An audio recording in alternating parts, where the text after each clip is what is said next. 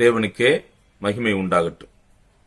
ஆண்டவராகிய இயேசு கிறிஸ்துவின் நாமத்தினால் உங்கள் யாவருக்கும் என் அன்பின் வாழ்த்துக்கள். எக்ஸோடஸ் டிவியின் அருளுரை துளிகள் என்ற நிகழ்ச்சியின் வாயிலாக இந்த காலை வேளையில் தேவனுடைய வார்த்தையோடு உங்களை சந்திப்பதிலும் நான் மிகுந்த மகிழ்ச்சி அடைகின்றேன்.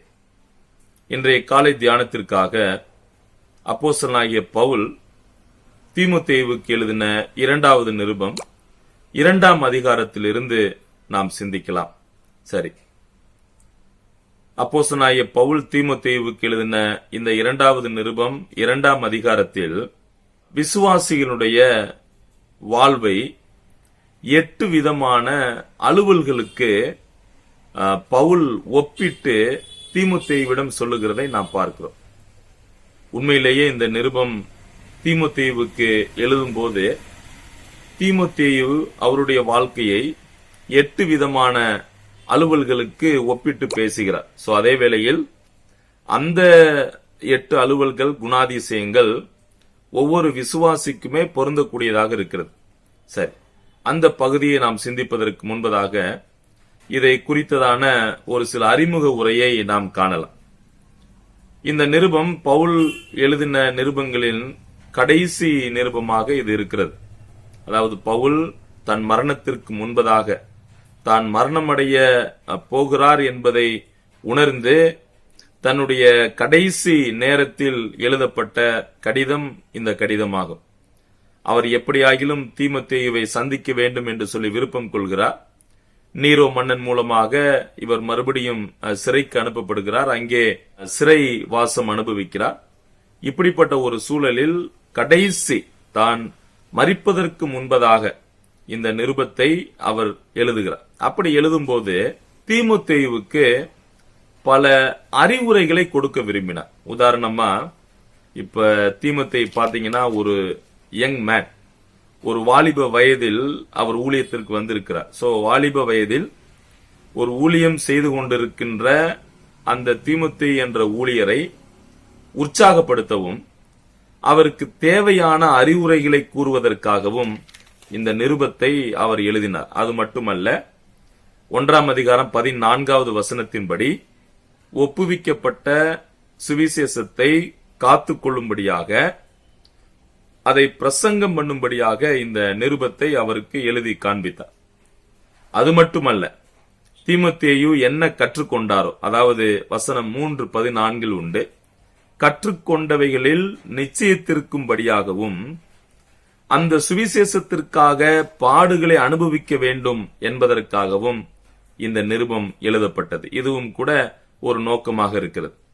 கடைசியாக தீமோத்தேயுவை ரோமுக்கு சீக்கிரமாக வரும்படியாகவும் அவனுடைய தோழர்கள் மூலம், அவருடைய நண்பர்கள் மூலம் அவர் ஆறுதல் அடைவதற்காகவும் இது எழுதப்பட்டது. இதை நாம் 2 தீமோத்தேயு 1ஆம் அதிகாரம் 4வது வசனமும் 4ஆம் அதிகாரத்தில் 9:21 போன்ற வசனங்களில் நாம் காணலாம். சரி, அப்ப தீமோத்தேயுவுக்கு பல காரியங்களை குறித்து அவர் உற்சாகப்படுத்தவும் அறிவுரை கொடுக்கவும் இந்த நிருபத்தை எழுதினார். சரி, பவுல் இந்த நிருபத்தை எழுதும்போது தன்னை 4 தோற்றங்களில் காண்பிக்கிறார்.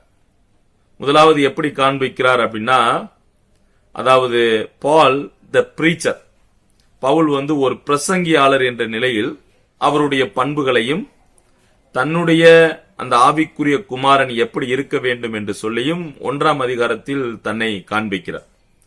2ஆம் அதிகாரத்திற்கு வரும்போது பவுல் தன்னை எவ்வாறு காண்பிக்கிறார் அப்படின்னா, பால் த பேட்டர்ன், ஒரு முன் உதாரணமா, அதை குறித்து தான் நாம் சிந்திக்க போகின்றோம். முன் உதாரணமான ஒரு எடுத்துக்காட்டாக தன்னை காண்பிக்கிறார்.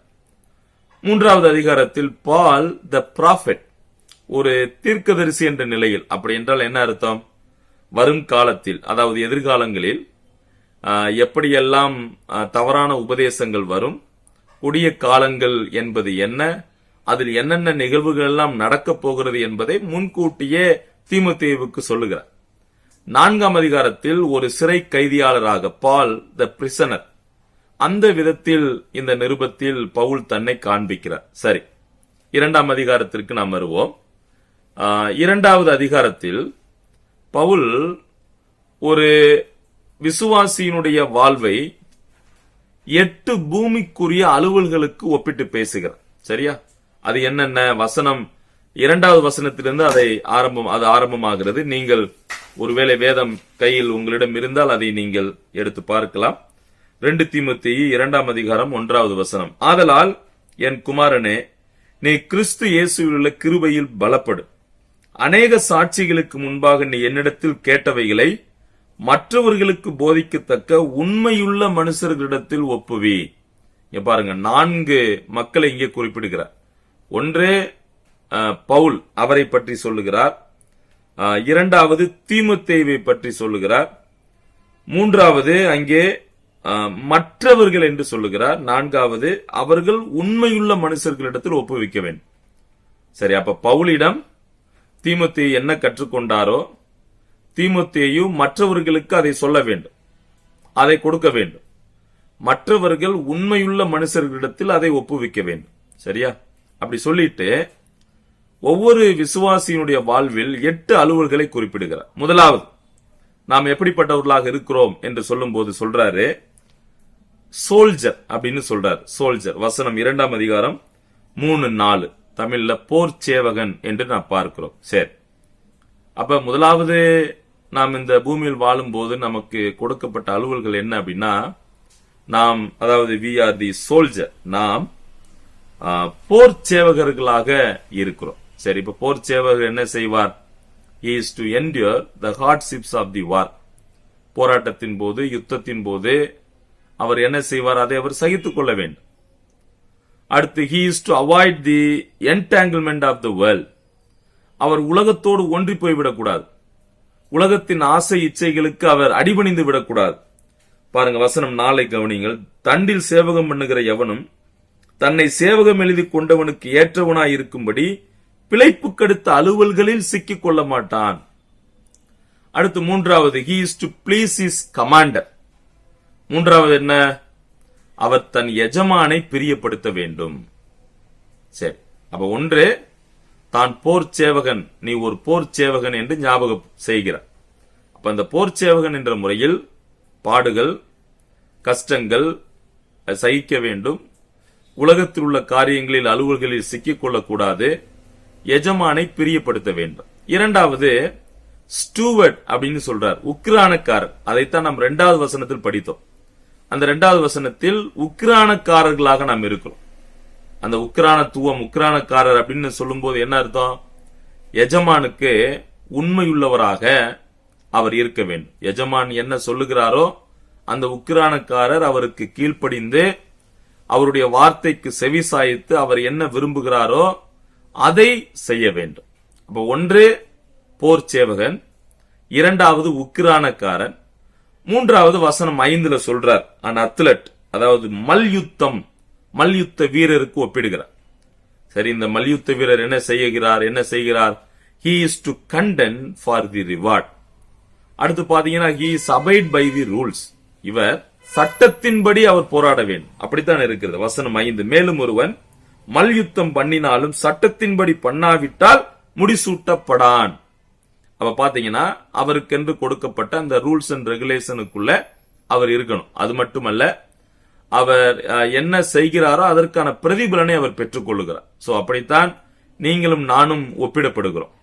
4வது விவசாயத்திற்கு ஒப்பிடுகிறார், எ ஃபார்மர். வசனம் 6-7 நீங்கள் கவனித்தால் புரிந்து கொள்ளலாம். அங்கே பிரயாசப்பட்டு பயிரிடுகிறவன் பலனில் முந்தி பங்கடைய வேண்டும் என்று வாசிக்கிறோம். சோ அப்போ ஒரு விவசாயி என்று சொல்லுபவர் என்ன செய்ய வேண்டும்? முதலாவது அவர் அதற்கான ஆயத்த வேலைகளை செய்ய வேண்டும். அவர் விதைகளை விதைக்க வேண்டும். அதன் பின்பு அதற்கான அறுவடையை அவர் மேற்கொள்ள வேண்டும். அடுத்தபடியாக ஒரு அறிவுரையாளர் அப்படின்னு சொல்றார், இன்ஸ்ட்ரக்டர். 11வது வசனத்திலிருந்து 14வது வசனம் வரைக்கும் நாம் பார்க்கிறோம். அங்கே நாம் என்ன வாசிக்கிறோம்? அதாவது பவுல் தீமோத்தேயுவுக்கு சொல்லும் போது கிறிஸ்துவுக்காக வாழ வேண்டும், கிறிஸ்துவுக்காக மரிக்க வேண்டும் என்று சொல்லுகிறார். அதைத்தான் வசனம் 11 இருக்கு பாருங்க. இந்த வார்த்தை உண்மையுள்ளது என்னவெனில், நாம் அவரோட கூட மரித்தோமானால் அவரோட கூட பிழைத்தும் இருப்போம். So we have to be witness for him. அப்படித்தான் சொல்லுகிறார். அடுத்து பாத்தீங்க அப்படின்னா he is to remind his students that to suffer for Christ and reigning with Christ. அவரோடு கூட பாடுகளையும் அனுபவிக்க வேண்டும், அவரோடு கூட ஆளுகையும் செய்ய வேண்டும். அப்ப ஒரு அறிவுரையாளராக தீமோத்தேயுவை சொல்லுகிறார். அடுத்தபடியாக ஒரு மாணவன் என்று சொல்லுகிறார், a student. வசனம் 15 பாருங்க, நீ வெட்கப்படாத ஊழியக்காரனாயும் சத்திய வசனத்தை நிதானமாய் பகுத்து போதிக்கிறவனாயும் உன்னை தேவனுக்கு முன்பாக உத்தமனாக நிறுத்தும்படி ஜாக்கிரதையாயிரு. சரி, அப்ப ஒரு ஸ்டூடெண்ட், ஒரு மாணவன் என்ற நிலையில் என்ன செய்யணும்? அவர் தேவ வார்த்தையை கற்றுக்கொள்ள வேண்டும், தேவ வார்த்தையை படிக்க வேண்டும், கற்றுக்கொள்ள வேண்டும், தன் வாழ்க்கையில் அவர் நடைமுறைப்படுத்த வேண்டும். அடுத்தபடியாக கடைசியாக நமது வாழ்வை அல்லது தீமோத்தேயுவை எதற்கு ஒப்பிடுகிறார் அப்படின்னா பாத்திரத்திற்கு ஒப்பிடுகிறார். எ வெசல். வசனம் 20-21 அதற்கான பதில் உண்டு. 20-21 பாத்திரங்கள். சரியா? அந்த பாத்திரம் அப்படின்னு நம்ம சொல்லும் போது அது கனத்திற்குரிய பாத்திரம் இருக்கிறது, கனவீனத்திற்குரிய பாத்திரமும் இருக்கிறது. சோ நாம் கனமுள்ள பாத்திரமாக நடந்து கொள்ள வேண்டும். அதை தொடர்ந்து வசனம் 24 சொல்றாரு, ஒரு ஊழியர், ஒரு ஊழியன், எ சர்வன்ட் அப்படின்னு சொல்றாரு. வசனம் 24 பாருங்க, கர்த்தருடைய ஊழியக்காரன் என்று ஆரம்பிக்கிறார். சரி, அப்ப கர்த்தருடைய ஊழியக்காரன் என்ன செய்ய வேண்டும்? சண்டை பண்ணுகிறவனாய் இராமல் எல்லாரிடத்திலும் சாந்தம் உள்ளவனும் போதக சமர்த்தனும் தீமையை சகிக்கிறவனுமாக இருக்க வேண்டும். அப்ப அப்போஸ்தலனாகிய பவுல் இந்த நிருபத்தில் தீமோத்தேயுடைய வாழ்வை 8 அலுவல்களுக்கு ஒப்பிடுகிறார், ஒரு ஊழியர் என்ற நிலையில். சரி, பவுல் தீமோத்தேயுவுக்கு ஊழியர் என்ற நிலையில் சொல்லப்பட்ட அதே 8 அலுவல்கள் இன்றைக்கு ஒவ்வொரு விசுவாசிக்கும் பொருந்தக்கூடியதாக இருக்கிறது. சரி, நாம் இந்த பூமிக்குரிய வாழ்வில் நாம் எப்படிப்பட்டவர்களாக இருக்கிறோம் என்பதை முதலாவது புரிந்து கொள்ள வேண்டும். நாம் எப்படிப்பட்டவர்களாக இருக்கிறோம்? ஒன்று, நாம் உக்கிரானக்காரர்களாக இருக்கிறோம். இரண்டாவது, நாம் போர் சேவகர்களாக இருக்கிறோம். மூன்றாவது, மல்யுத்த வீரர்களாக இருக்கிறோம். நான்காவது, ஒரு விவசாயியாக இருக்கிறோம். ஐந்தாவது, அறிவுரை கொடுக்கக்கூடியவர்களாக இருக்கிறோம். ஆறாவது, நாம் ஒரு மாணவராக இருக்கிறோம். ஏழாவது, பாத்திரமாக இருக்கிறோம்.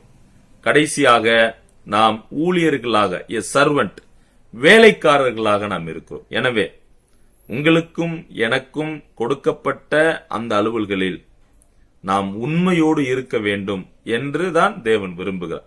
இப்ப நீங்களும் நானும் ஒரு உக்கிரானக்காரன் என்ற முறையில் நாம் என்ன செய்ய வேண்டும்? நம் எஜமானுக்கு உண்மையும் உத்தமமாக இருக்க வேண்டும். ஒரு போர் சேவகன் என்ற முறையில் நாம் என்ன செய்ய வேண்டும்? போர் சேவகன் என்ற முறையில் அந்த போரில், அதாவது நம்முடைய வாழ்வில் வரக்கூடிய பாடுகள், துன்பங்கள், கஷ்டங்கள், இவைகள் எல்லாம் நாம் சகிக்க வேண்டும், எஜமானுக்கு கீழ்ப்படிய வேண்டும், இந்த உலக அலுவல்களில் சிக்கிக் கொள்ளக்கூடாது. அடுத்ததாக ஒரு மல்யுத்த வீரன் என்ற நிலையில், அதாவது சொல்லப்பட்ட ரூல்ஸ் அண்ட் ரெகுலேஷன் அடிப்படையில் நாம் வாழ வேண்டும். ஒரு விவசாயி என்ற நிலையில் நாம் விதைக்க வேண்டும், விதைத்து பொறுமையோடு இருக்கும்போது அதற்கான அறுவடை நாம் செய்ய முடியும். அடுத்து ஒரு அறிவுரையாளர் என்ற நிலையில் நாம் அவருக்காக மரிக்கவும் வேண்டும், அவருக்காக பாடுகள் பட வேண்டும். அப்படி செய்தால் நாம் அவரோடு ஆளுகை செய்வோம். நாம் மாணவர்கள். சோ மாணவர்கள் என்ற முறையில் we have to study God's word. தேவ வார்த்தையை நாம் கற்றுக்கொள்ள வேண்டும், படிக்க வேண்டும். பாத்திரம் என்ற நிலையில் நாம் எஜமானுக்கு ஏற்ற பாத்திரமாக நாம் ஆள வேண்டும். கடைசியாக சர்வன், ஒரு ஊழியர், வேலைக்காரர் என்ற நிலையில் நாம் நமது வாழ்வில் சாந்த குணம் உள்ளவர்களாக, பொறுமையுள்ளவர்களாக, மற்றவர்களுக்கு போதிக்கக்கூடியவர்களாக நாம் இருக்க வேண்டும். சோ தேவ நாமம் மகிமைப்படட்டும். இந்த பொறுப்புகள், இந்த அலுவல்களை நீங்களும் நானும் நிறைவேற்றி ஆண்டவருடைய நாம மகிமைக்காக வாழ ஆண்டவர் நம்ம ஒருவருக்கு உதவி செய்வாராக. தேவ நாமம் மகிமைப்படட்டும். ஆமென்.